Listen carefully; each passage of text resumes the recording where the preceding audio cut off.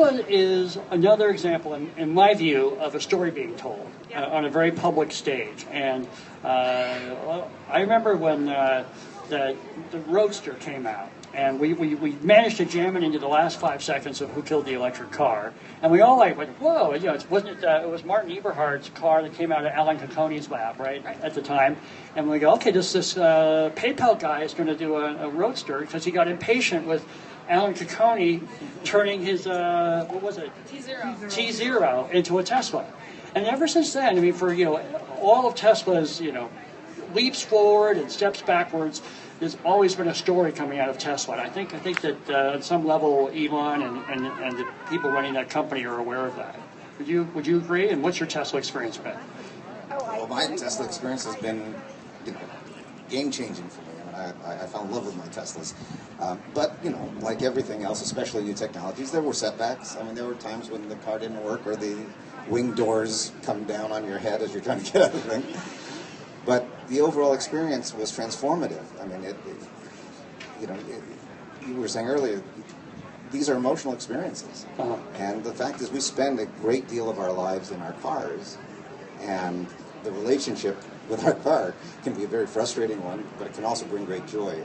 And I think that I think is the real reason people drive electric cars. There was all this talk about with gas prices coming down that it was going to really hurt electric cars. Yeah. And it hasn't. Yeah. Because people don't buy electric cars to save money.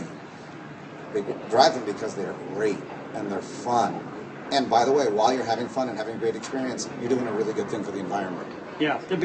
Chelsea, you're just talking about gas sales, hybrid sales, and have electric car sales come down since gasoline hit $2 a gallon? No, it's affected gasoline-only hybrids, but it hasn't really affected plug-ins because they are such a different experience. And I think what's interesting about Tesla is a huge similarity to EV1. The story around Tesla is as much and viral technology. Yeah. It is the only example in the history of the automotive industry where the industry has required demand to predate and continually exceed supply.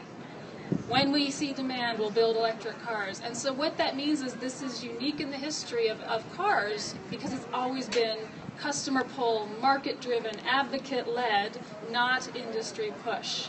And that puts more responsibility in the hands of people like us, but it also puts more control and more opportunity in our hands. Well, I remember when Ewan was saying the gas car companies are never going to do a very good job of selling electric cars because what they're selling is a gasoline engine that needs to be repaired.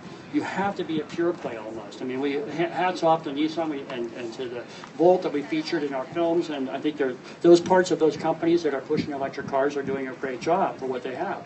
But it's almost like it's a different industry, and you kind of have to have a pure play to work. It is. I mean, in fairness, the others will do it. Everybody who drives an electric car used to be a gas car player. Everyone who engineers an electric car used to work on gas cars. So it's not that it can't be done, but it's a longer evolution. Yeah. I mean, it is, I think, notable and a part of the success of the film and of the movement and of the work of a lot of people that the Chevrolet Bolt over there from GM, who was in theory the villain of our movie, is coming out with the first longest range, relatively affordable car at the end of the year. Yeah, the Bolt. That's quite a turnaround. Yeah, it really is. All right. And GM's not even a sponsor here this year, They're right? not a sponsor here. So we can applaud them for the. I applaud Nissan too for doing the first mass market and for helping sponsor They're too. all good, but this idea that if you aren't a pure play, you don't have a part, I think, is disadvantageous to all of us because we need a lot of car companies building millions and millions of these cars to get where we want to go. And Tesla is awesome, no question, but they just can't do it alone. Are we going to ask what everybody's driving right now? All right, Dean. Now, Chelsea, you go first. It can be the funniest. Oh, I drive whatever I can get my hands on. I ride my bike. It's like, okay, that's a good answer. And Dean, what are you driving? I'm driving the Tesla Model S. The Model X. And do you still have your Roadster? I do. Yeah. Yeah. But again, you get punished. You get the first one, and then you don't get any of the upgrades. I know. Well, the reason I have a Roadster is because of you. And you said, I'll pay you for your damn film, but we got to put our money where our mouth is. And so you got to buy a Roadster too. And I go, $100,000 for a car? My maximum budget for a car my whole life had been $15,000. And you said, yeah, but this film is going to costing me already over $1 million to kill, so you can step up. So I bought that car, and I'm really glad I did. Of course, it became part of the second movie. And Bob Sexton, my original mechanic on that, And on EV1. And EV1. Yeah. Anyway. All right, so let's end with I still have it. I brought it in today, and I saw Bob on the way in. He wouldn't touch it. So let's just do a couple questions. Thank you guys for sitting in the sun, and we'll wrap this up. Yeah. Sure. First off, I want to thank the three of you for all you've done to keep the movement going all these years. And I do just want to say, though, there is one caveat to your statement. There is actually one car. But they did crush a lot of Toyota RAV4s, and they tried to take mine. Past or present do we have here? I mean, yeah, there we go. That's a great car. Yeah. A segue from that to the Honda EV. The state of California continues to give hydrogen more credit than it gives to electric cars, even though they have the same benefit. We will continue to see action toward hydrogen. Honda is starting to pivot on 2018-19, and so it'll be an electric version, a plug-in hybrid version, and a hydrogen version.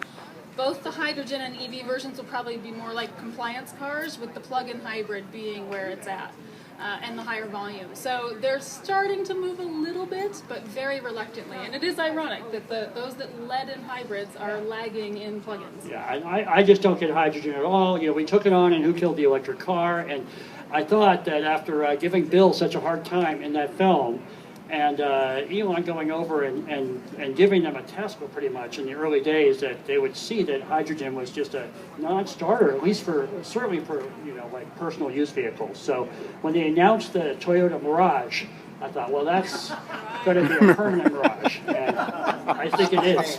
Yeah, aptly named car. So there's a little. Okay, one more. Yeah. So for those obviously who have seen the film, there's a number of suspects, of course, from the who killed. You know, certain ones have a higher probability of being most responsible for the death of the car. But now that 10 years later, what do you think in terms of the mix? Who's really the leading anti-EV? Thank you, David, for such a great question for us. Dean was making Flyboys during our film when we were editing Who Killed the Electric Car, and he came back, and we had, okay, here's our suspects, and here's who's guilty and not guilty. And we had this whole discussion about whether batteries would be guilty or not. Do you remember that? I don't know. So, I still maintain, Jesse disagrees with me, but I still maintain the batteries really aren't guilty, because while they had limited range when the EV1 was there, it was more a perception problem of how people use cars. And most people don't really need as much battery power as they think they do. But, I think it's an easily contestable thing. Do you have a perspective on that? I think the villain then, and to some, it's what people don't know. And it's all the crap that people believe that's already been proven to not be true. And, the job of this and us and anyone who believes in electric cars is to correct the story and to tell the story, the way it really is. I talk to people all the time who don't want to buy an electric car.